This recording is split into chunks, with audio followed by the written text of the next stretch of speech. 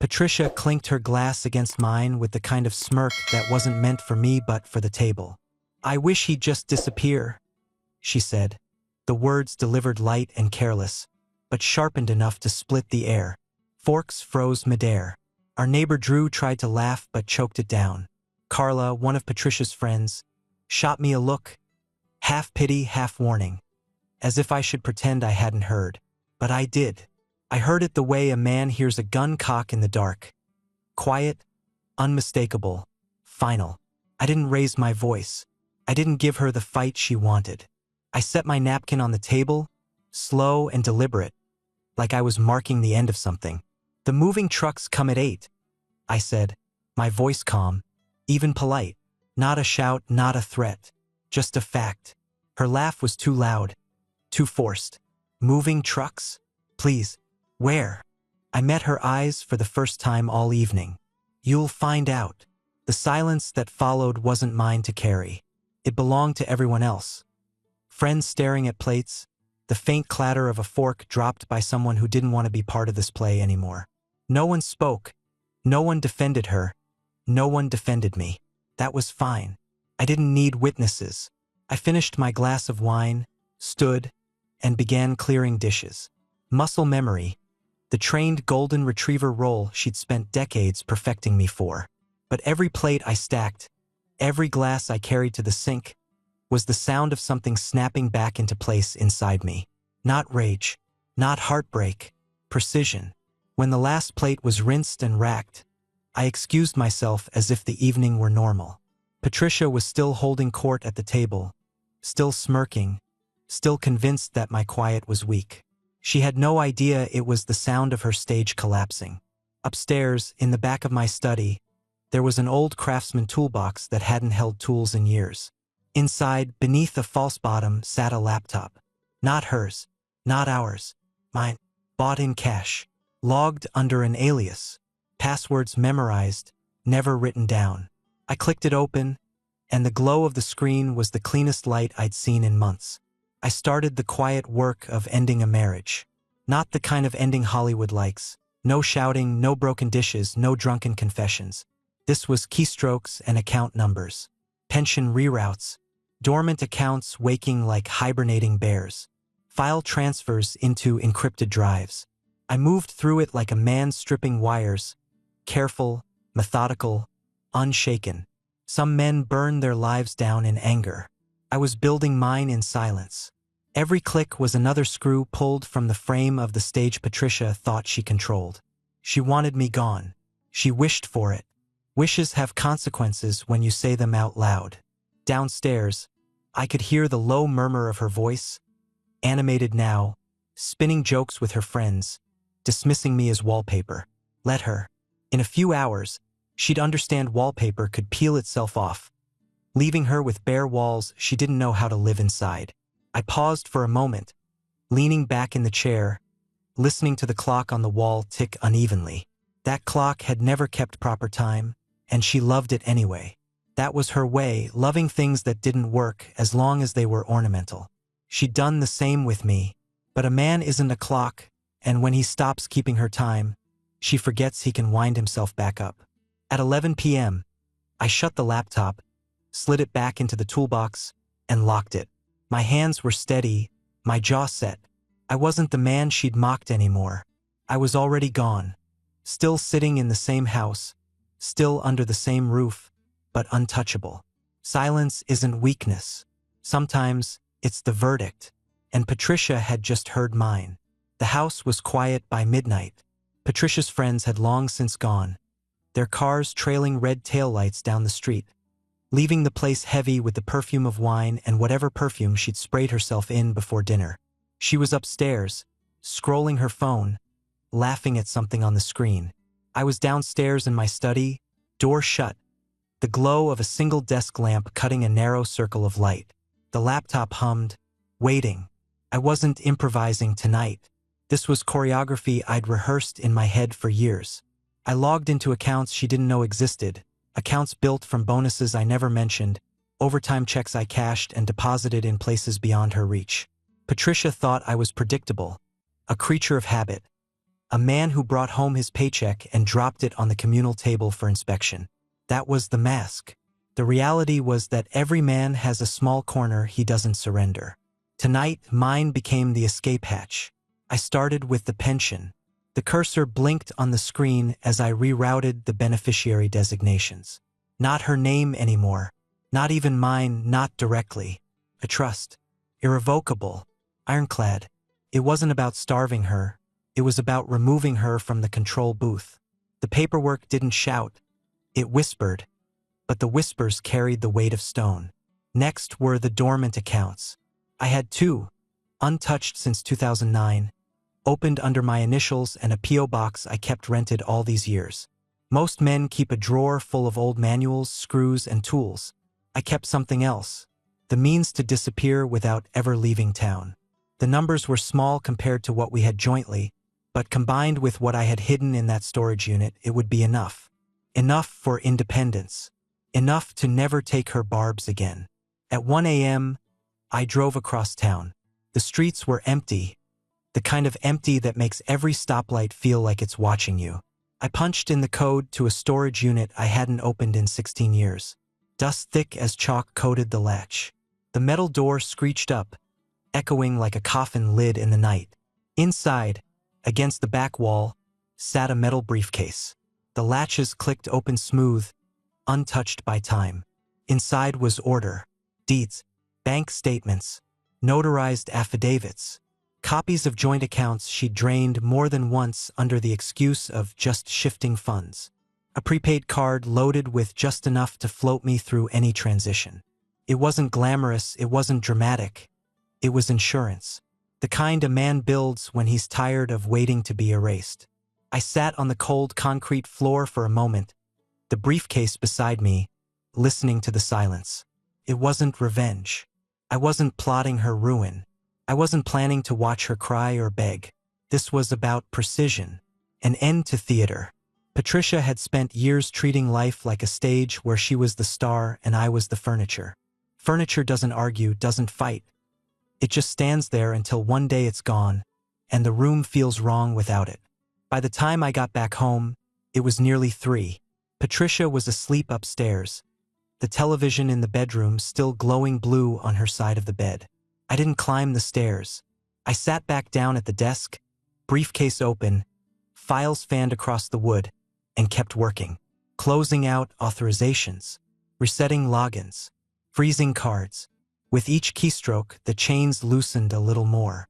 The old wall clock ticked behind me, slow and uneven, marking time it couldn't keep. She loved that clock. She said its flaws gave it character. I stared at it, listening to it stutter, and realized I'd been her clock. Broken, unreliable, tolerated only as background noise. But that was done. At dawn, the first light hit the blinds.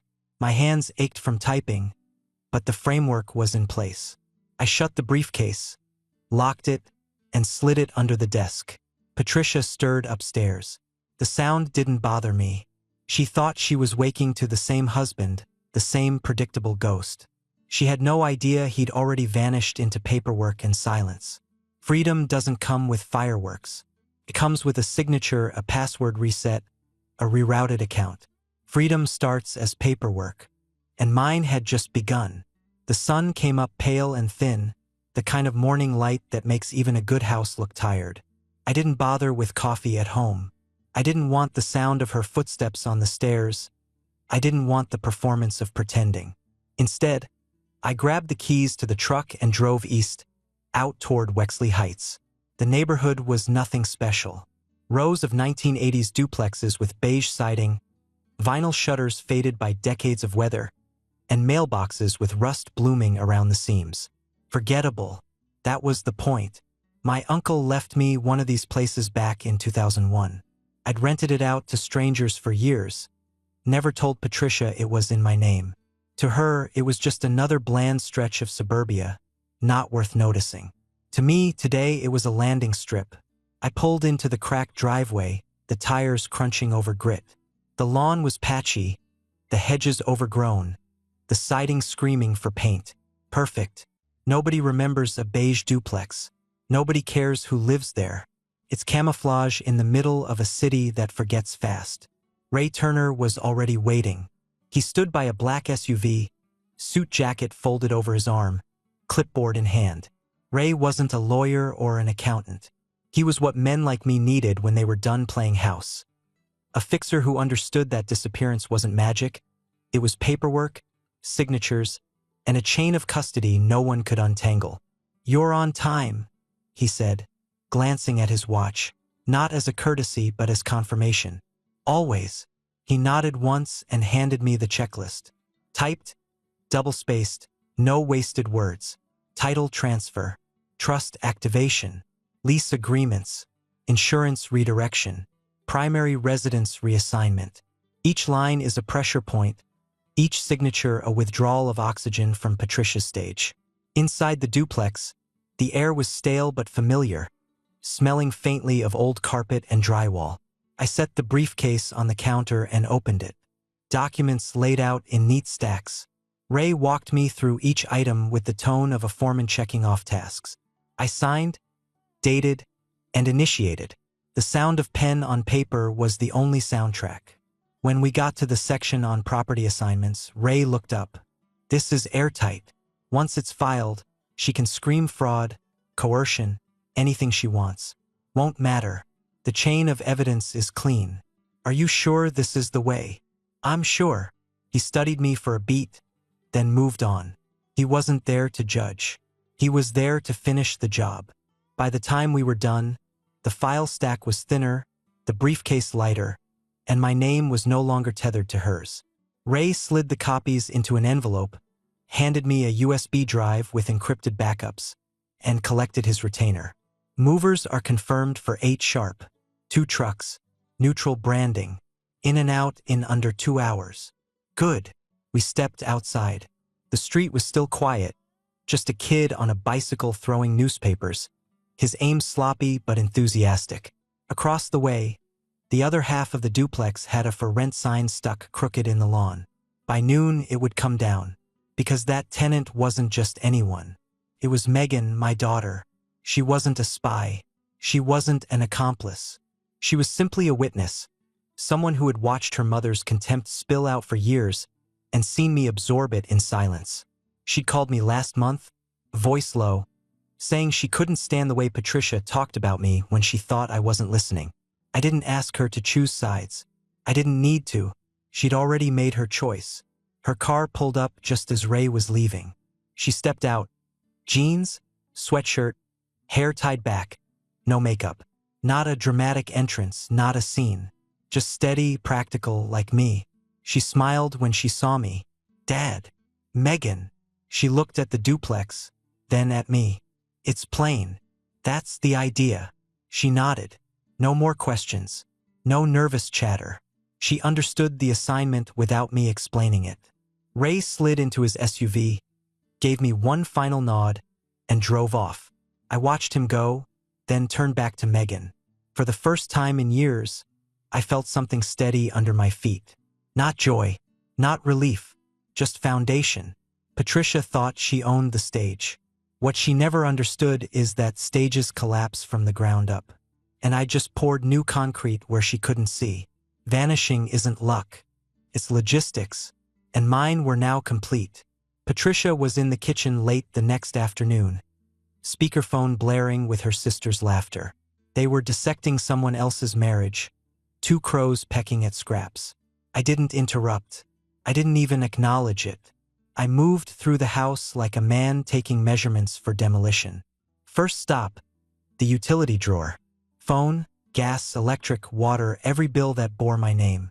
Within minutes, I had each account pulled up on my laptop. One by one, I cut the ties. I wasn't shutting them off. I was handing them over. Patricia loved control. She could have it, along with the weight of every bill landing squarely in her lap. Next, the safe deposit box. We'd kept it as a symbol of shared trust, though I was the only one who ever visited. Inside were family heirlooms, land deeds, and the last of my father's war bonds. I emptied it, not stolen, not destroyed, transferred, into a protective structure under my LLC. Cold, sterile, untouchable. The kind of move she'd call overreacting. But the law would call airtight. Back at my desk, the printer hummed. I'd color-coded the envelopes. Blue for Ray, red for the realtor, green for the attorney. Each one contained documents that shifted the ground under Patricia's feet while she laughed in the kitchen, thinking I was upstairs tinkering with bills or sorting my old files. She had called me wallpaper for years. Background, prop in her show. Fine. But what she never realized is that wallpaper doesn't fight back. It just comes down one strip at a time. And when it's gone, the room looks naked, ugly, unfinished. By evening, the pile of envelopes sat neatly stacked on my desk. No shouting, no slammed doors, no wild accusations. Just order. I paused, staring at the clock again. The broken one she adored. Ticked unevenly, like a drunk trying to march information. She said its flaws gave it charm. I finally understood. She'd mistaken my silence for brokenness, my patience for weakness. She couldn't tell the difference between a man holding the line and a man beaten down. But today the line had moved. Patricia's laughter echoed down the hallway. She was still on the phone, still center stage, still convinced her performance held the room. I let her have it. She could laugh all night, because tomorrow morning the trucks would come. And the stage she loved so much would already be missing half its screws. The order isn't dramatic. It doesn't raise its voice. It doesn't need to. Anger is loud. Order is lethal. And my house was now a machine she no longer controlled. Harold Pierce had been my accountant for 30 years. We weren't friends, not exactly, we didn't grab beers or go fishing. But he'd seen every line of my life that had a $sign in front of it. He knew the patterns. He knew when something didn't add up. His office hadn't changed since the Clinton years. Dark wood paneling, file cabinets that looked like they could survive a tornado, and a desk stacked with paper in neat, intimidating piles. The air smelled of ink and dust, the kind of permanence Patricia could never stand. She liked everything shiny and new, everything staged for effect. Harold's office was the opposite. It was where illusions went to die. He adjusted his glasses and opened the first folder I slid across the desk. "You've been holding on to this a while." "I have." The folder contained receipts. American Express charges from hotels in cities I hadn't visited. Jewelry purchases I'd never seen, let alone gifted. Rideshare trails that ended in neighborhoods I had no reason to step foot in. One statement after another, stacked like bricks in a wall. Harold flipped through them with the calm detachment of a surgeon. "Online betting withdrawals?" he asked, raising one brow. "Not mine." He nodded, slid that sheet aside, and moved on. Next came the transfer. $9,700 to a man with a name that matched the deed holder for a property Patricia once claimed she was dog-sitting at. Harold tapped the page with his pen. "You did your homework." "Had time," I said. When he reached the affidavit pages, notarized and dated, he leaned back in his chair. "You've got enough here to file under financial misconduct. Maybe spousal abuse clauses tied to joint funds. Judges don't like this kind of pattern. It's clean, verifiable, and traceable." "That's the point."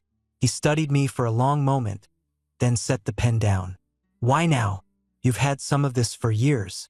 You could have pulled the trigger a long time ago." I looked him square in the eye. "Because she finally gave me permission." He frowned. "Permission?" She said she wished I'd disappear. For the first time in 30 years, Harold cracked a smile. Not a laugh, not pity, just the recognition of a man who understood. He slid the folders into a larger envelope, sealed it, and stamped it. "We'll file by morning. Once it's in motion, it doesn't stop. That's what I want." He pushed the envelope aside, folded his hands. "You'll come out of this clean." "She won't." "Are you sure you're ready for the blowback?" I leaned forward. I lived with blowback every day. This is air. We stood. He extended his hand. His grip was firm, steady. "Then let's get to work." Walking out of Harold's office, the sun hit me square in the face. It wasn't a relief I felt. It wasn't a triumph. It was confirmation. For years, Patricia had mocked, undermined, chipped away at me with words, with laughter, with contempt she thought was too subtle to stick. Tonight, she'd find that paper is sharper than any insult. This wasn't revenge. It was a process. Receipts, affidavits, filings. All the things she dismissed as boring details were about to become the instruments of her undoing. She'd spent her life laughing at me as if silence meant weakness. She never realized silence was just a man taking notes. And now the notes were filed. Sunday morning was quiet. No church bells, no lawnmowers, no kids chasing basketballs in the street. Just the hum of a city holding its breath. At 8:12 a.m., a matte black sedan rolled up to the curb outside our house. Not flashy, not loud, just efficient. The driver stepped out, black gloves, pressed suit, no wasted movements. He looked like a man delivering history, not mail. Patricia was still in her robe, coffee cup in hand, when the knock came.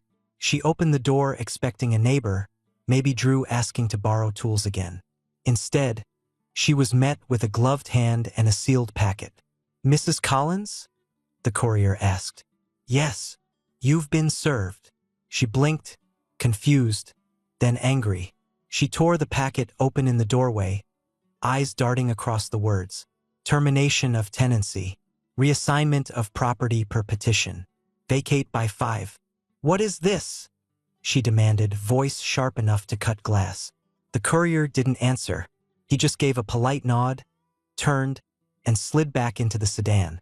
The car idled a moment, then pulled away without a sound, disappearing down the street like nothing had happened. Patricia stood frozen on the porch, papers shaking in her hands. She looked back into the house, as if the walls would explain it to her. Then she bolted inside, slamming drawers open, tearing through the desk, rifling under cushions. I sat at the kitchen table, calm as stone, sipping coffee. On the counter beside me lay a set of keys, mine. She yanked them up, tried every lock in the house, every door, every drawer. Nothing fit. She stomped back, furious, her face flushed. "What did you do?" she demanded. I looked at her the way a man looks at a storm cloud. Predictable, noisy, temporary. "What you asked." She rushed to her laptop, typed furiously. Every login returned the same message. Access denied. The sound of her fingernails tapping the keys grew frantic, desperate, like a gambler trying to change the dice after the throw. Her voice cracked into the air. "This isn't legal. You can't." I raised my coffee cup. "It already is." She stared at me, mouth open, but no sound came out. For the first time in years, Patricia had nothing to say. No neighbors peered over hedges. No friends swooped in to offer sympathy. No stage, no spotlight, no audience. Just the low hum of the refrigerator and the echo of her panic bouncing around walls she no longer owned. She dropped into a chair across from me, the papers trembling in her hands. "You can't just erase me." I leaned forward, voice steady. "I didn't erase you. I removed myself. You erased what we had."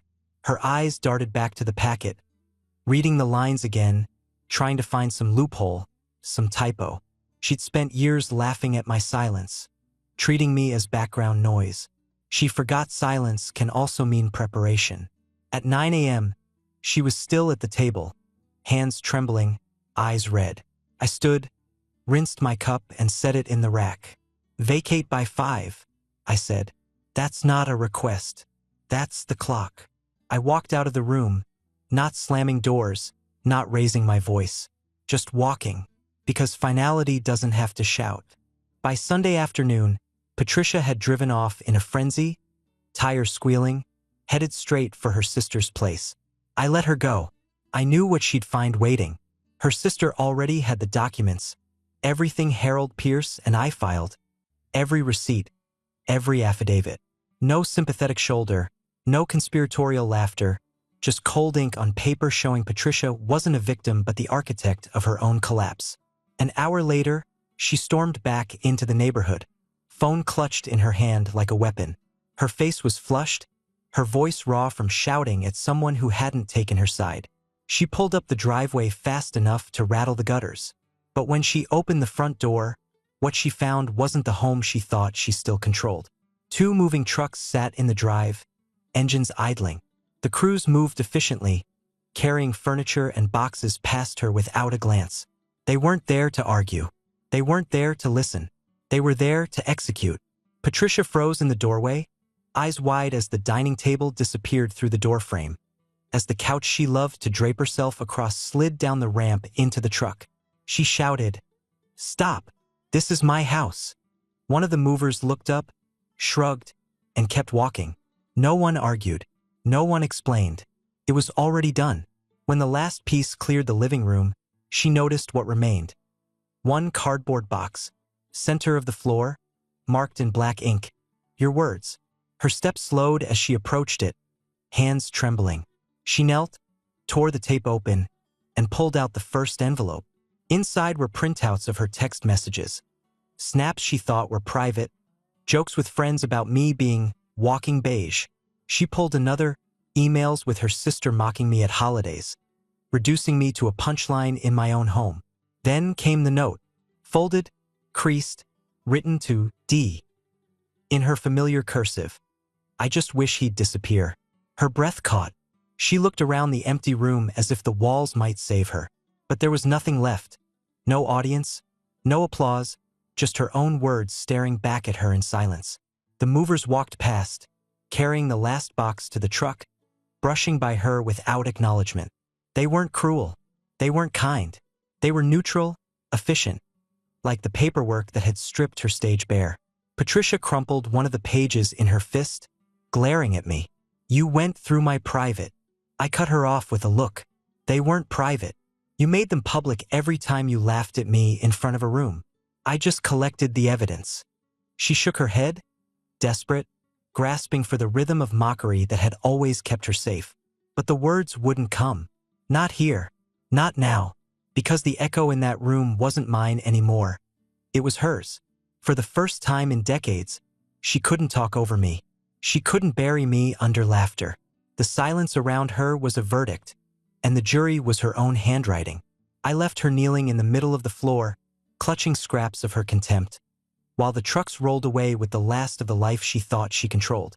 Mockery, it turns out, is admissible, and Patricia had left enough to fill a box. By Monday morning, Patricia was calling Megan. I could hear the desperation in her voice through the thin apartment wall. She wasn't calling to apologize. She was calling to recruit. She wanted our daughter to pull me back into orbit, to remind me of my responsibilities. Megan didn't bite. Her voice was steady, not raised. Mom, stop treating him like furniture. He's not coming back. You should have seen this coming. Then the line went dead. Patricia had lost her daughter the same way she lost me. Not through rage, but through repetition. Patterns people get tired of carrying. An hour later, an email pinged into her inbox. From Langford, Sharp and More LLP. Subject line, disclosure statement. No tricks, no passwords, just a link. She clicked it, and the screen filled with my face. The video wasn't dramatic. I sat at a desk, plain backdrop, no props. My voice was calm, my tone measured, as if I were reading the minutes of a meeting no one wanted to attend. Patricia, I began. This isn't revenge. This is extraction. I'm not erasing you. I'm choosing to stop being erased. Then I opened the ledger. A spreadsheet filled the screen, rows of transfers, updated deeds, revoked designations. Each entry is clean, time-stamped, and irreversible. I walked her through the numbers without hesitation. This trust moved here. That property was reassigned. Those funds were redirected into shelters, scholarships, and veterans' charities. All the things she once mocked as boring paperwork were now the pillars of a structure she couldn't touch. Completion, 93%. Recovery, 0%. I didn't gloat. I didn't sneer. I just explained. Calm, unhurried, professional, like a contractor walking a client through a finished job site. Your stage is gone, I said plainly. The spotlight is gone. There's no argument left to win because I'm not standing here waiting for it. The video ended with silence. Not a threat, not a warning. Just the image of me closing the ledger and looking into the camera, steady as a steel beam. Patricia watched it twice. I know because the tracking log showed 2 plays in less than 10 minutes. She didn't reply to the email. She didn't call me. She didn't scream. She sat in her car in the driveway for 2 hours, staring at nothing, clutching her phone like it might invent a miracle. Megan came over that evening, dropped groceries on my counter, and shook her head. She doesn't get it, Dad. She thinks if she cries hard enough, the math will change. The math doesn't care, I said. Megan smirked. Neither do you. She wasn't wrong. Caring was what kept me silent for years. Now I had something better than caring. I had proof. Proof documented, filed, notarized, time-stamped. Proof that I didn't need my voice to back it up. Patricia could beg, curse, or spin whatever story she wanted to her friends. None of it mattered. The ledger was the ledger. Cold, factual, indisputable. And for the first time in my life, I realized the truth. It wasn't revenge that set me free. It was precision, extraction. At exactly 4 p.m., Patricia rang the bell at 127 Wexley Street. Not our house anymore. My house. My uncle's duplex, stripped of charm, stripped of memory. A place built for function, not nostalgia. I opened the door and let her step inside. One chair, one table, one folder resting in the middle, neat and square. No distractions. No comfort. Just business. She sat slowly, scanning the barren room, like she was trying to recognize a stage without props. Her eyes fell to the folder. Her hand shook as she pulled it open. Inside was a single check. Not extravagant. Not cruel. Exactly. Down to the last cent of her final mortgage contribution. This isn't enough, she whispered. It's exactly what you put in, I said. No more. No less. Her jaw tightened. So that's it? Years together? And you leave me with? I leaned forward, voice low but steady. It was never about the money. It was about patterns. And patterns don't rewrite themselves just because you ask nicely. Her face softened, the performance slipping. We could fix this. No, I said, standing.